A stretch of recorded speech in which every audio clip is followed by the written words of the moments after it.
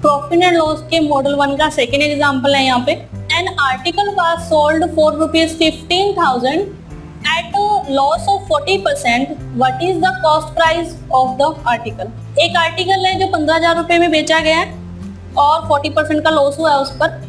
ठीक है, हमें आर्टिकल का कॉस्ट प्राइस बताना है कि क्या है।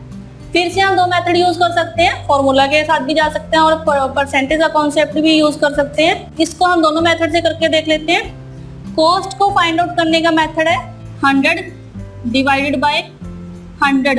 अब लॉस दिया है तो माइनस लॉस परसेंट, ठीक है, मल्टीप्लाई सेलिंग प्राइस। ठीक है, क्योंकि क्वेश्चन में सेलिंग प्राइस दिया हुआ है हमें कि उसे 15,000 पर सेल किया गया और लॉस परसेंटेज दिया हुआ है। तो हम वैल्यू पुट करें अगर इसमें तो 100 डिवाइड बाय 100 माइनस 40% मल्टीप्लाई 15,000। तो अगर हम इसको सिंप्लीफाई करें तो 100 डिवाइड बाय 100 माइनस 40 60 मल्टीप्लाई 15,000। तो ये कैंसिल होगा 250 पे, तो ये आएगा 25,000। यानी कि जो आर्टिकल का कॉस्ट प्राइस है वो है 25,000 रुपीज। तो सिंपली वैल्यू पुट ऑन करिए, लॉस परसेंटेज दिया, अगर इसमें प्रॉफिट परसेंटेज दिया होता तो हम प्लस प्रॉफिट परसेंटेज करते, ऐड करते, सिंप्लीफाई करते और आंसर को फाइंड आउट कर लेते।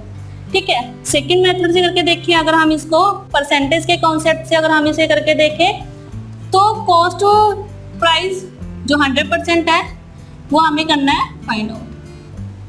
ठीक है, और हमें लॉस परसेंटेज दिया हुआ है 40% और जो सेलिंग प्राइस है वो दिया हमें, सेलिंग प्राइस होता है cost price minus loss percentage, तो माइनस लॉस परसेंट, यानी कि 100% माइनस 40% यानी कि 60%। और हमें 60% की यहाँ पे वैल्यू दी हुई है 15,000।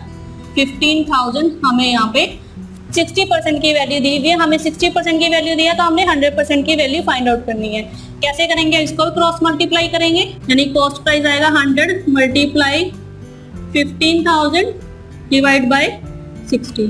तो इसको कैंसिल आउट करेंगे तो ये 250 पे कैंसिल आउट होगा और ये आएगा 25,000 रुपीज।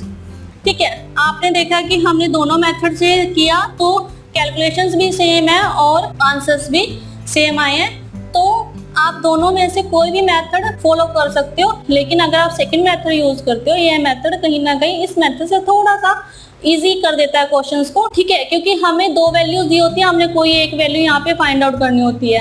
कॉस्ट प्राइस को हम 100% मानते हैं क्योंकि ये बेस वैल्यू है। ठीक है, प्रॉफिट परसेंटेज दिया हुआ है या हमें लॉस परसेंटेज दिया हुआ है तो हम उसके according selling price find out कर सकते हैं। अगर हमें कॉस्ट प्राइस को फाइंड आउट करना है तो हमें सेलिंग प्राइस दिया होगा या प्रॉफिट, और उसमें प्रॉफिट परसेंटेज या लॉस परसेंट दोनों में से एक दिया होगा, हम उसके अकॉर्डिंग कॉस्ट प्राइस को भी फाइंड आउट कर सकते हैं। ठीक है, तो आप इस तरह से इन क्वेश्चन को सॉल्व कर सकते हैं।